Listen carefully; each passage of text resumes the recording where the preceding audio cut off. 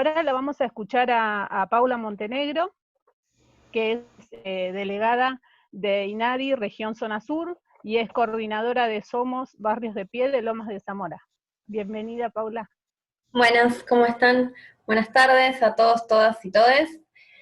Gracias por invitarme a participar de este espacio. Me parece que sobre todo en este contexto en el que estamos, poder encontrar espacios en el cual podamos encontrarnos es súper valioso, más que interesante y recontra importante. Entonces agradezco el espacio y las felicito por este ciclo de charlas que vienen teniendo, que me parece que aportan un montón y que está buenísimo poder encontrarnos de esta manera, a pesar de no poder estar más cerca. Esta es una forma de justamente de salir de este aislamiento en el cual tenemos que estar y esperemos que se termine pronto, pero agradecer la invitación en principio.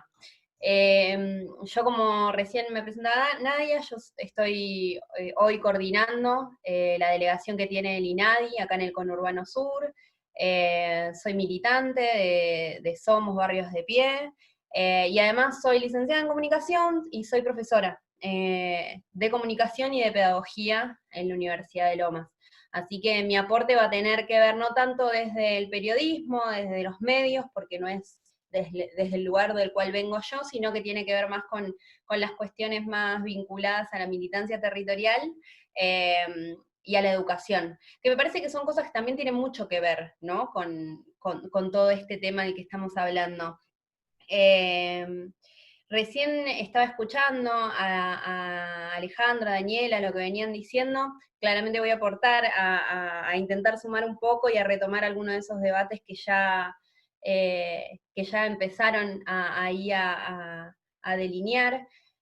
Y un lugar que me parece que está bueno empezar es justamente pensar en este contexto, ya que como es el nombre del ciclo de charlas, Desafíos de Géneros en contexto de aislamiento social.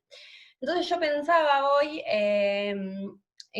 en qué condiciones ingresamos a este contexto de aislamiento, a esta cuarentena obligatoria, a esta situación de pandemia. Si pensamos desde el punto de partida, seguramente vamos a encontrar un montón y muy desiguales y diferentes. Si hay algo que hizo esta pandemia fue justamente poner sobre la mesa las desigualdades ya existentes. No es lo mismo ingresar a un aislamiento preventivo y obligatorio para alguien que es un varón asalariado, que tiene un departamento, que tiene aire acondicionado para el calor y para el frío, que tiene conexión a internet, varios dispositivos, y una empresa que le permite trabajar desde casa, a una persona que vive de changas, que vive en un barrio popular, que tiene 1, 2, 3, 4 niñes, que tiene un dispositivo para hacer la tarea para todos los niños de esa familia.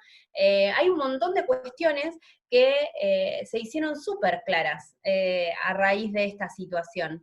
Y claramente, si nos ponemos a pensar en las desigualdades respecto de las cuestiones de género, y las mujeres no nos encontramos, la verdad, que en la mejor línea de partida al momento de ingresar en esta pandemia, por un montón de cuestiones. Por los tipos de laburo que tenemos, porque por lo general somos quienes realizamos las tareas de cuidado, por algo está tan en boga hoy y se está hablando en todos lados de las tareas de cuidado, porque claramente hemos sido las mujeres las que tuvimos que seguir poniéndonos sobre la mesa, ya que no solamente cumplimos capaz que quienes tienen la posibilidad un home office de 8 horas, sino que aparte se encargan de asistir a las tareas de las niñas en el mismo momento en que están haciendo el laburo, sino que además son quienes se encargan de lavar las cosas, de preparar las comidas, de hacer las compras. Entonces estamos claramente en una situación de desigualdad que es muy importante, y eso, cuando vos encima cruzás el sector social al cual pertenecés, los ingresos económicos que tenés, las cuestiones más vinculadas a los niveles educativos, claramente las desigualdades se acrecientan. Entonces, es re importante poder empezar a hablar y de visibilizar justamente que no estamos todos, todas y todos en las mismas condiciones, y tenemos que empezar a pensar justamente cómo hacemos para revertir esas desigualdades en las cuales hoy se hacen de manera tan fuerte visibles. Con respecto a cómo pensar esto, en el acceso a la información, recién tanto Alejandro como Daniela decían que justamente en esta situación de pandemia empezamos a consumir mucho más tanto la televisión, la radio, las redes sociales, porque justamente al estar encerrados y encerradas en nuestras casas, recurrimos a otras formas que no son las del contacto directo para poder tener información. Y en eso empezamos a pensar también en de qué manera somos representadas, cómo nos vemos las mujeres. Recién Daniela decía en el acceso, no solamente los lugares que ocupamos, sino también a los contenidos que estamos consumiendo y que se generan. Bueno, ¿cómo están representadas, qué lugares ocupamos las mujeres y las disidencias en los medios de comunicación? Hace un par de años me tocó entrevistar a Celeste Farman para un trabajo en la facultad. Celeste Farman es una radialista feminista que tiene un programa que se llama, si no me acuerdo, que nos quemaron por brujas, y esto fue hace 2 años, habían hecho un estudio respecto de la presencia de las mujeres, tenía que ver solamente con la presencia de las mujeres en la radio. Entonces habían relevado los medios de la primera mañana, de las radios más importantes del país, y encontraban que claramente era muy poco el porcentaje de los lugares que las mujeres ocupábamos, y aquellos lugares que ocupábamos estaban por lo general destinados a los lugares que tenían que ver con la locución o las temáticas de espectáculos. Si buscamos eso, a las mujeres que hablan de política, de economía, de internacionales, de las ciencias más duras, los lugares son escasos, y cuando nos pensamos también en lugares de conducción al frente de esos espacios, son muchísimos más escasos. Esto fue hace 2 años. Si recorremos la grilla de cualquier programa, seguramente nos siga pasando lo mismo. No ha cambiado mucho la situación respecto de la conducción de los programas, tanto radiales o los noticieros, que son justamente aquellos programas que hablan de temas, los considerados duros, ¿viste? La economía, las ciencias. Por lo general, cuando escuchamos a personas hablar acerca del COVID, especialistas, suelen ser varones. Los principales médicos que están en todos los programas hoy son médicos, varones. Como si las mujeres no fuésemos profesionales de la salud, que hay un montón. Pero en general son ellos quienes aparecen hablando de estos temas. Y es algo que hay que empezar a revisar y a denunciar cada vez con más fuerza. La tapa, la publicidad del noticiero del 13 que recién nombraban, de los 3 varones al frente, como si no hubiese mujeres, como si no hubiera conductora, es una de las formas que se empieza a expresar de cómo repudiamos esas situaciones que empiezan a aparecer. Eso, además, se vincula a esto otro que venían diciendo tanto Alejandro como Daniela, que tenían que ver con cómo aparece la agenda de género en los medios, porque efectivamente, fundamentalmente desde Ni Una Menos desde 2015 hasta esta parte, han aparecido un montón de secciones donde las mujeres aparecen hablando de cuestiones de políticas de género, que pueden ser eso, de algún femicidio, de políticas o de algo que esté circulando en nuestra sociedad que se relaciona con cuestiones feministas, que pueden ser políticas públicas, pueden ser lanzamientos de libros, pueden ser novelas. Ahora, seguimos igualmente, si bien claramente no estoy menospreciando los alcances que estamos logrando, ¿no? Porque efectivamente estamos avanzando. Ahora seguimos siendo justamente mujeres que hablamos de cosas de mujeres, disidencias que hablamos de cosas de disidencias.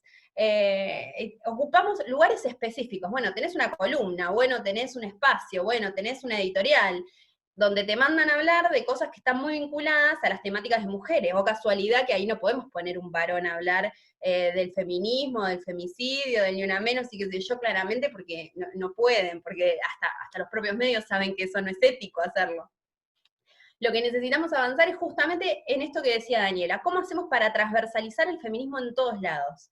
¿Cómo hacemos para que la mirada feminista llegue a todos lados, eso, a pensar políticas públicas, a pensar la economía, a pensar la generación del trabajo, a pensar la educación, a pensar un montón de políticas, de prácticas, de cuestiones, donde las hacemos día a día y que necesitamos estar ahí, ocupar esos lugares. El feminismo viene cuando decimos que el feminismo viene a revolucionarlo todo, es porque justamente no queremos un espacio, una columna de 15 minutos en uno de los programas de radio más importantes para poder hablar de los temas que nos atañen a las mujeres y a las disidencias. Venimos a revolucionarlo todo porque queremos pensar el mundo en clave feminista.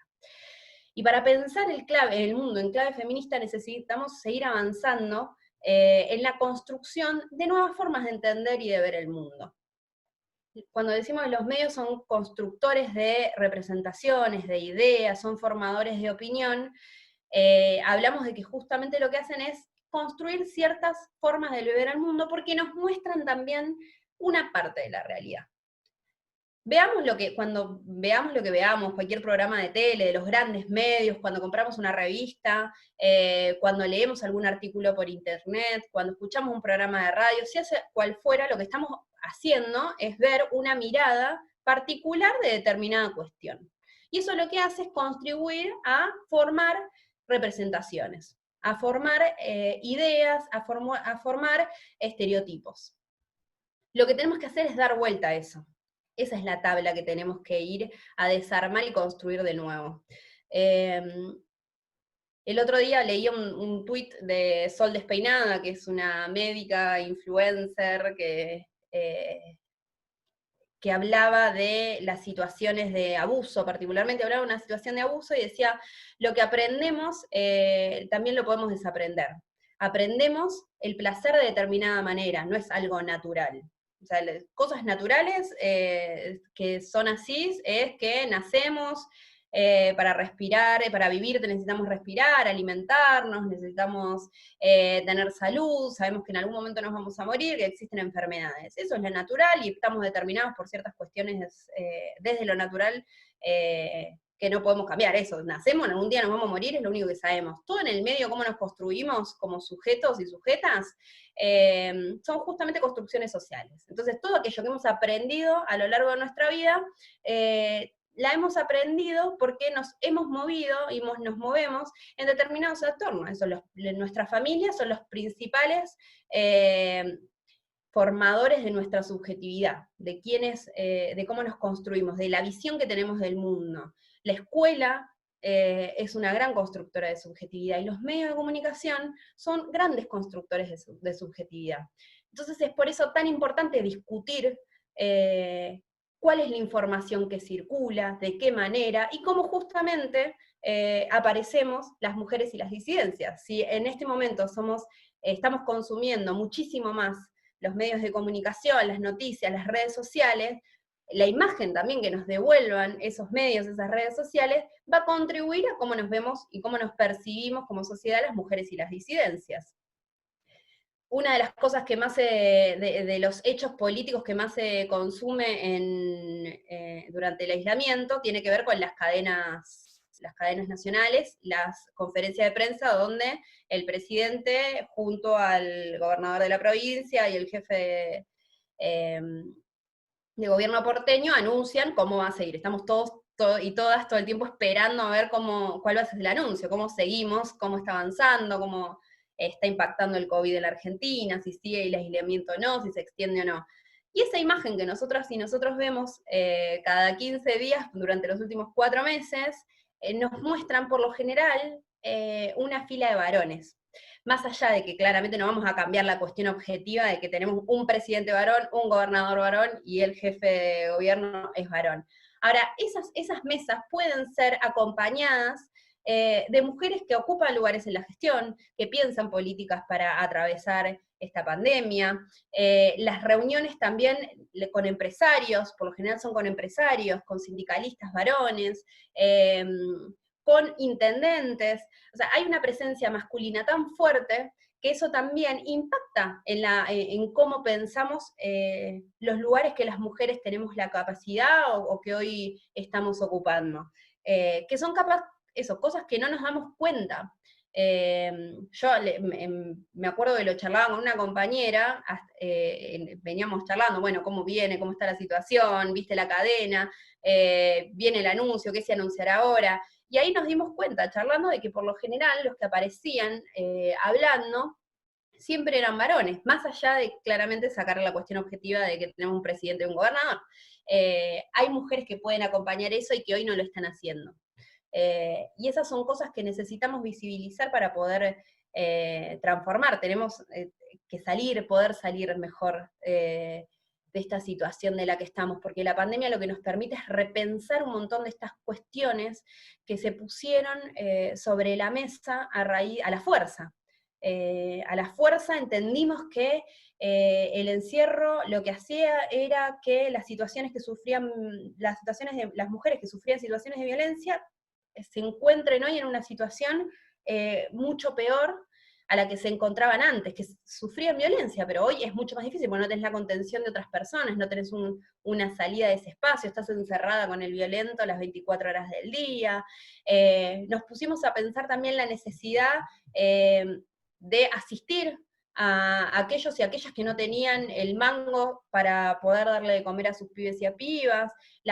Una de las pocas actividades que no se suspendió, más allá de los trabajadores y trabajadoras de la salud y las fuerzas de seguridad, una de las actividades que no se suspendió desde que inició la pandemia, cuando inició la pandemia, tiene que ver con las tareas que realizan fundamentalmente las mujeres en los merenderos y en los comedores, en los sectores populares de todo nuestro país.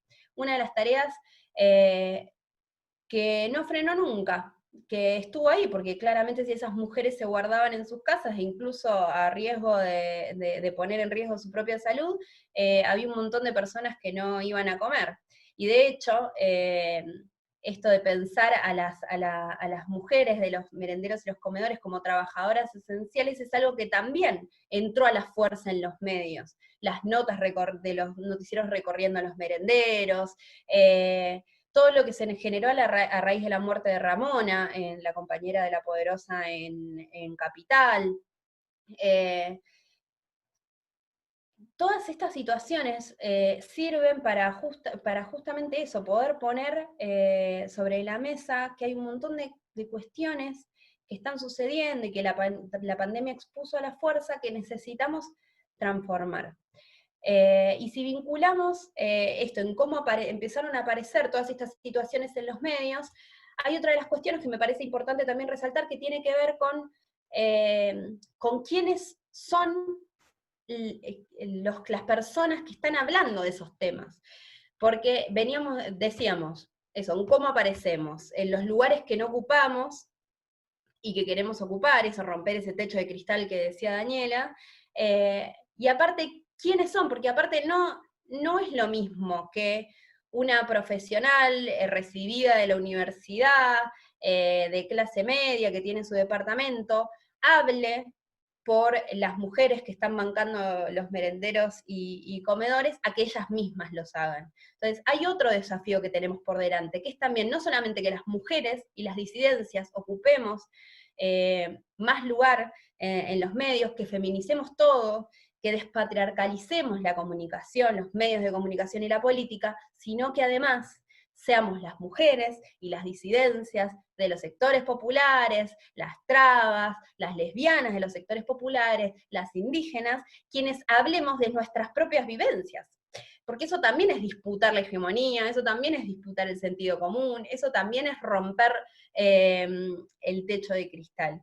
Que no solamente aparezcamos más las mujeres en todos estos espacios, sino que aparte sean las propias mujeres que puedan contar sus propias experiencias. Porque tenemos un montón de voces y un montón de cosas importantísimas para decir. Entonces no está bueno que yo hable por mi otra compañera, porque la estoy silenciando a ella es la que tiene que hablar, ella es la que tiene que contar cómo se vive la pandemia en los barrios populares, que es la que le está poniendo el cuerpo, que es la que esté ahí llevando la cosa para adelante. Entonces hay que tomar esa experiencia que muchas organizaciones populares lo están haciendo. Me parece que La Garganta Poderosa hace un laburo enorme en eso. Nosotros desde Barrios de Pie tenemos nuestro propio espacio, nuestra propia revista digital que se llama Tercer Cordón, donde son nuestras compañeras y compañeros los que cuentan las experiencias de los barrios. Hemos creado, hace un año empezamos a caminar un proyecto que es súper ambicioso, que es nuestra Universidad Popular, porque entendemos también que los saberes populares son saberes válidos y legítimos y necesitamos jerarquizarlos, que eso no quiere decir olvidar a la academia. O sea, yo soy una egresada de la Universidad Nacional y Pública y bancamos eso y estamos orgullosos y orgullosas de tener esas universidades, pero además necesitamos también jerarquizar los saberes populares. Necesitamos jerarquizar esos saberes que se construyen en la práctica, que se construyen desde el saber, pero desde otros lados. Y ese es uno de los desafíos. ¿Cómo hacemos para poder ir a disputar esos lugares y romper con todo eso que hemos acuñado, que hemos construido y con lo que nos hemos formado?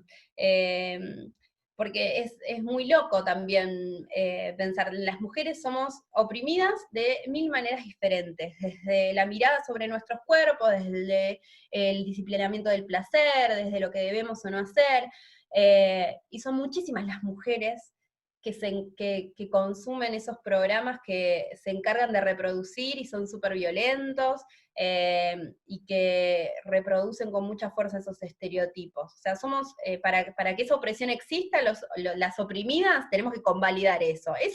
Así opera el sentido común. Lo que tenemos que hacer es justamente romper eso y educarnos, como decían muy bien Alejandro y Daniela, empezar a educar el consumo desde otros lugares y de otras formas, que no es una batalla que la tenemos sencilla, claramente, porque son años y años de opresión y de construcción.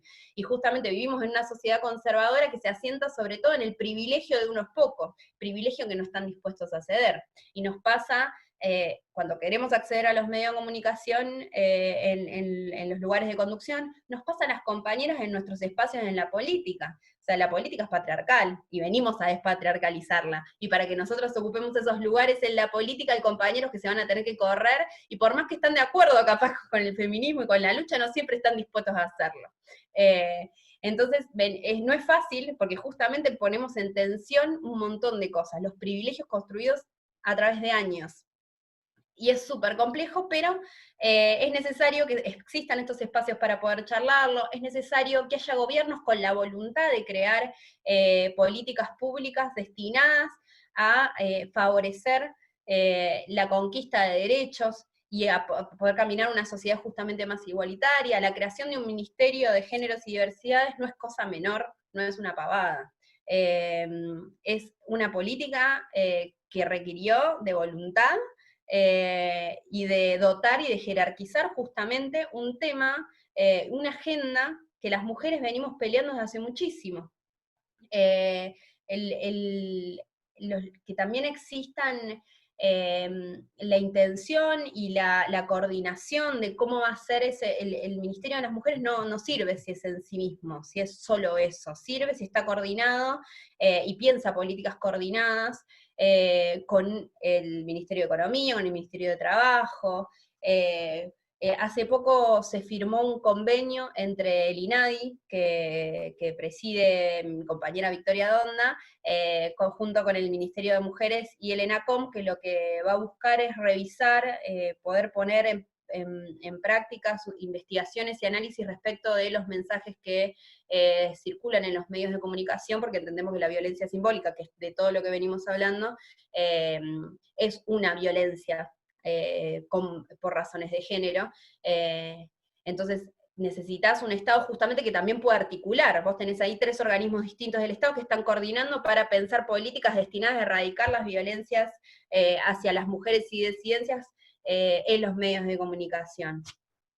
Entonces, yo creo que tenemos un montón de camino para poder desandar y desaprender y aprender nuevas prácticas, para dar vuelta la tabla, para revolucionarlo todo, y para eso necesitamos un Estado presente, necesitamos políticas públicas, necesitamos un colectivo que se piense justamente en colectivo, y necesitamos poder generar todas las herramientas necesarias para que todos, todas y todes podamos justamente tomar la voz y ser protagonista de nuestras propias voces. Rita Segato en una entrevista dijo hace poco que para salir de la pandemia, esto cómo pensamos el mundo post pandemia, necesitamos prestar atención a las mujeres de los sectores populares, a cómo construyen, a cómo se forman, a las redes que tejen, a cómo piensan y llevan adelante la vida. Y me parece que es una de las cosas más importantes que hay que tener en cuenta, esto que dice Rita Segato, porque justamente es ahí, en esos lugares, con esas mujeres que a pesar de poner en riesgo su propia salud, sigue manteniendo la olla, las que luchan por tener su propia voz, las que luchan por otros y otras desde lo colectivo, desde la solidaridad, desde la sororidad. Me parece que ahí encontramos un buen indicio de cómo nos tienen que encontrar este mundo post-pandemia y por dónde tenemos que salir. Me parece que es algo que tenemos que tener recontra presente, que me parece que es recontra importante poder pensarnos desde ese lugar y darle lugar y entidad a estas experiencias que nos enseñan todos los días un montón y que poco lugar tienen muchas veces en los grandes medios de comunicación. Bueno, muchas gracias, Paula.